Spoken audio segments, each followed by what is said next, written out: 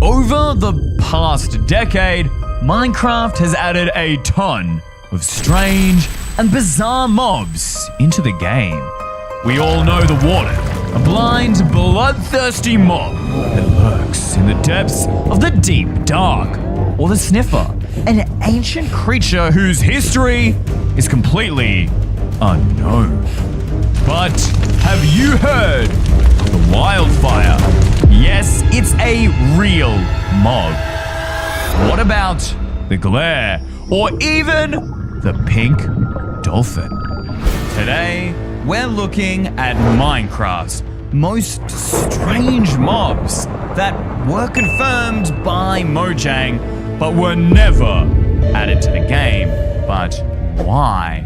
And what strange secrets are they hiding? Starting with the Glare. Hidden under the dark caves of Minecraft, the Glare was one of 3 mobs that players were able to vote at Minecon Live 2021. It was showcased in a pixel art type of video alongside Tiny Agnes. But when it lost to the LA, it was never heard from again. The Glare has a very simple design.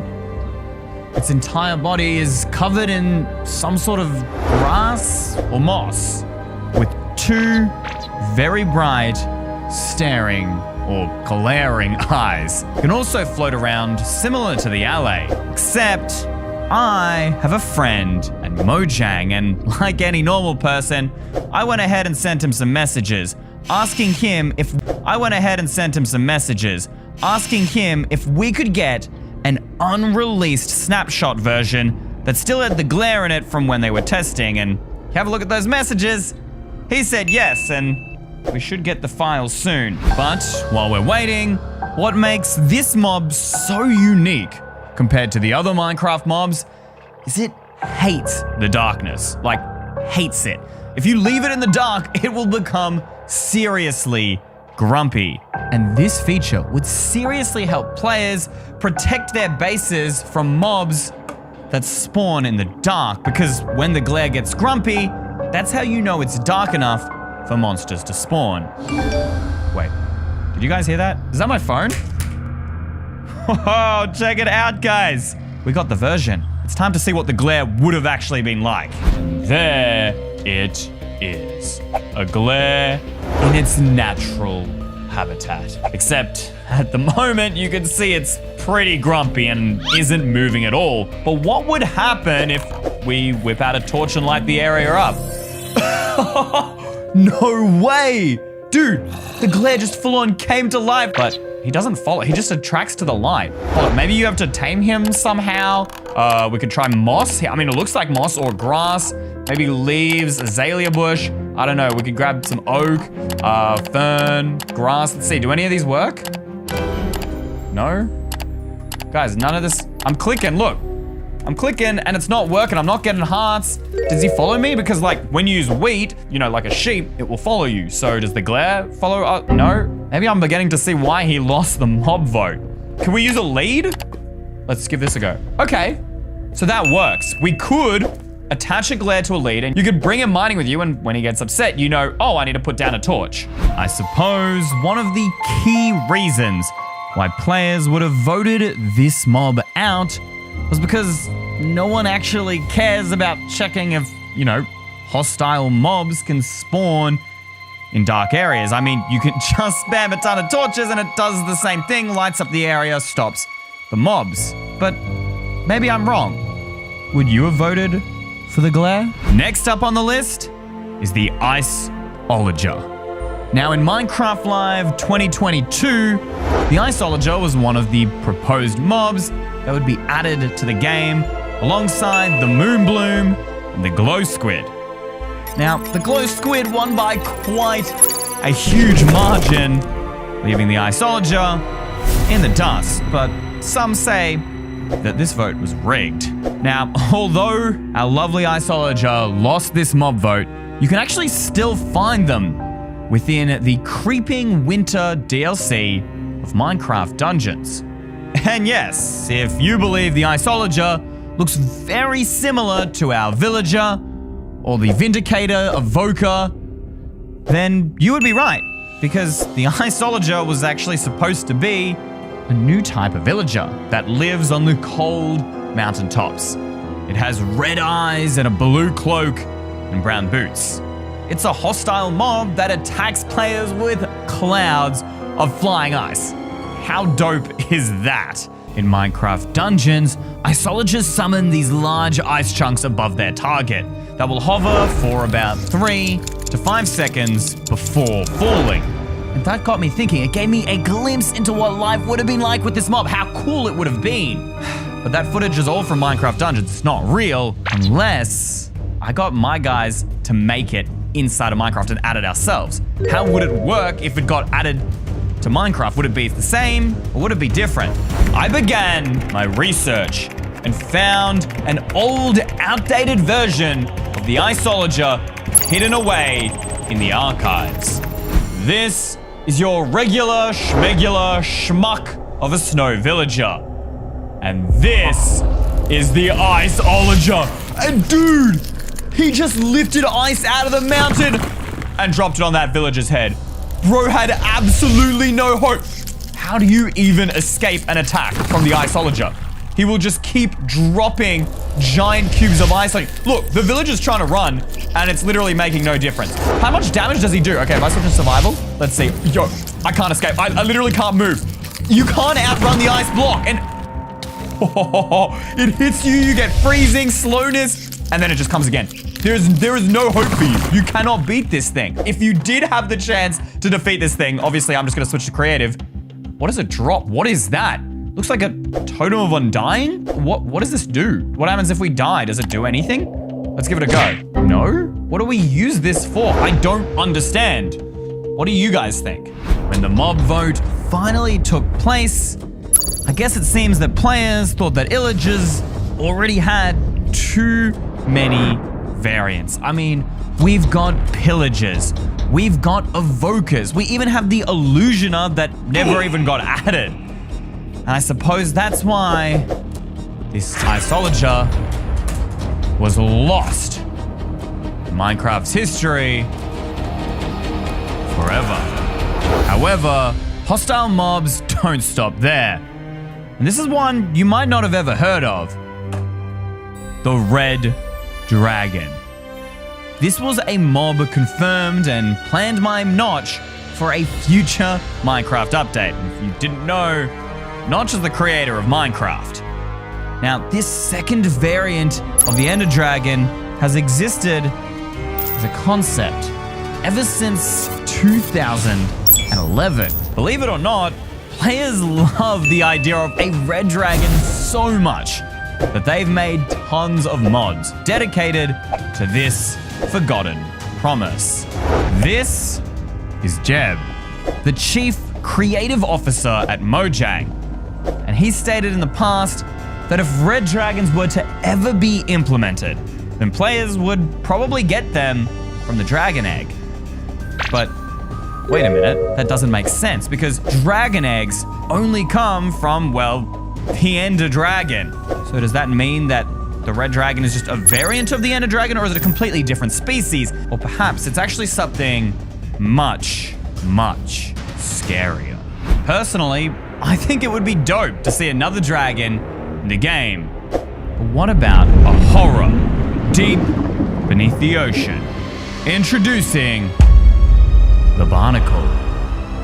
Now you see, the Barnacle was a possible vote in the infamous 2017 mob vote, along with 3 other completely unique mobs.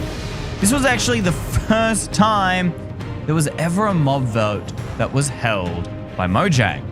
It was actually really, really simple, and players weren't even given 3D models like we have been in recent years. No, all we got were sketches of the mobs and pretty much no information. Like, we didn't know any of their features whatsoever. This kind of sucked because what this means is that our beloved Barnacle, or as I like to call it, a giant squid, came in last place. and the Phantom one. To this day, I don't think I've ever seen a Minecraft player who actually likes the Phantom. We can't just spawn in a barnacle because it was supposed to be a boss mob, like the Wither or the Ender Dragon. There is no spawn egg for it, but then if it's in the ocean, how are we supposed to find it? It could be anywhere. Wait, what's happening to my boat? Why is it shaking? Could that be the barnacle? Wait, is that it down there? Wait, guys, what just happened? I just got sucked in. Wait, whoa, that's the barnacle? Look at that. Whoa, wait, no, I didn't mean to get you. Bro, its tongue, I can't swim out. I can't swim out. Its tongue is literally just grabbing it. Yo, what the?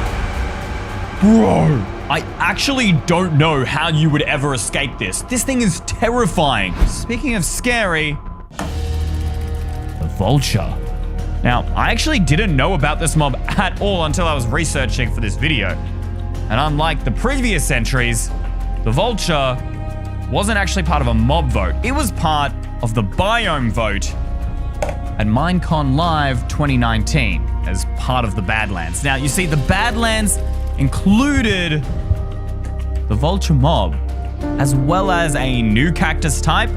And you see, the idea is that these vultures were drawn to loot, left behind by players that had the unfortunate and untimely death.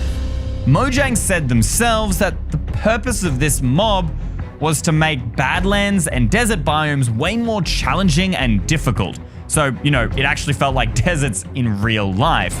But let's move on and check on this familiar mob. Recognize it yet? You think it's a dolphin? Well, you're wrong. It's actually the pink dolphin. Yes, this thing is actually real. And it was a confirmed and even developed mod for Minecraft. So why didn't we ever hear about it? Because you see, the pink dolphin was part of the 2018 China edition mob vote.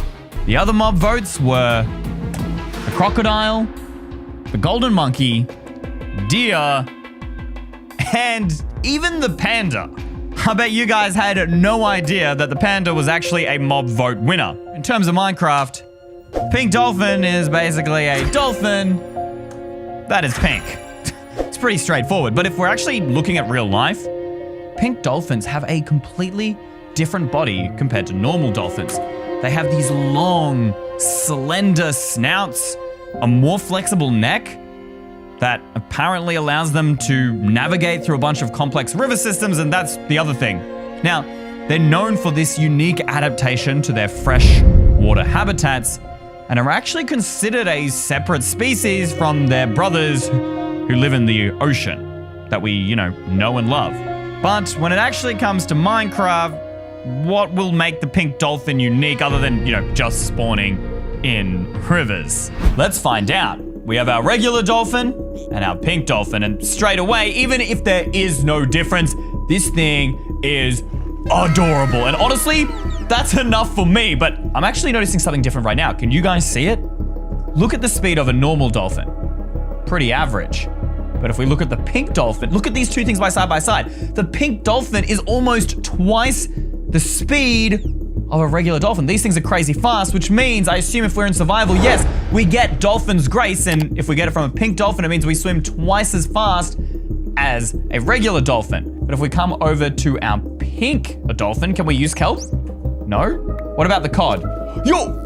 It ate it. It ate it. So what does that mean though? When you tame like a dog, it teleports to you. So hold on, if we come out here, no way! Dude, so you could have your own pet dolphin that follows you and then it would allow you to swim 4 times as fast.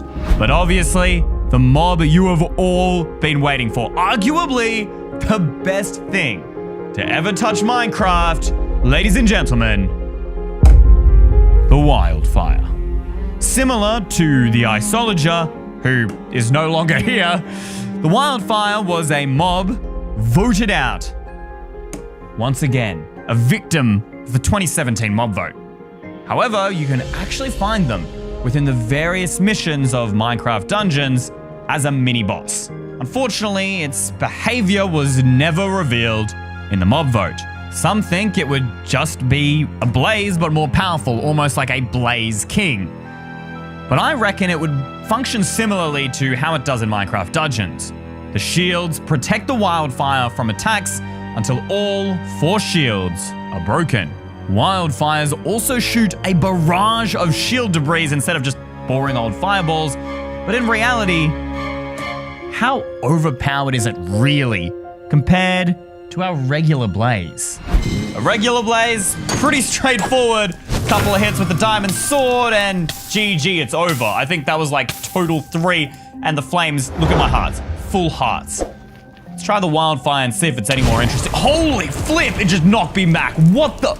Bro, dude, it spawned in a blaze with it? Wait, I can't do any damage. Guys, this blaze won't let me do any damage to it. It's just walking off. It doesn't even care. The wildfire, oh my gosh, it shoots out 3 fireballs at a time. I'm already losing health. I'm already losing. I can't do any damage to it either. What? Wait, hold up. Is it because of its shield? Oh my gosh, how do we do this? Yo, we broke one of its shields. Okay, come on, come on. 1, 2 shields done. Bro, I totally didn't die. This wasn't a cut by my editors or anything. No, I promise you I'm good enough to beat the wildfire. Okay, in all honesty, guys, I am not. So once you get its shields off, you have to then hit it. I'm literally in creative right now, and it's not dying. Are you kidding? That's ridiculous. That is ridiculous. I actually have trauma from that. But what I don't understand is Mojang had all of these amazing, incredible, unique, and interesting ideas. Why did they abandon them? Why not just add them to the game anyway, Mojang? Hello? I mean, are they just teasing us by showing us all of the incredible mobs they could come up with, only to add it in some update in the future? Or is there actually a deeper reason? A reason why these mobs will never be added to the game and will forever remain forgotten? Let me know your thoughts in the comments below.